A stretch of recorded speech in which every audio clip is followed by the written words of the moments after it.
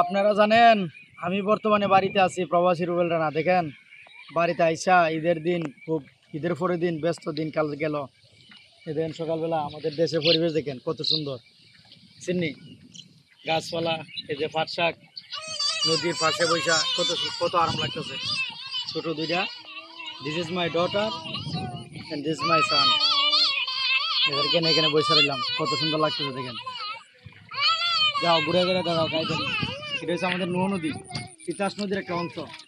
এটা তিতাসের ডাল, তিতাসের আর বসে বসে তোরে বাবা কি শুদ্ধ হাওয়া, কত বালা, আরাম আর আরাম, যেটা মুখে বলার মতো না। আমরা দেশ থাকি,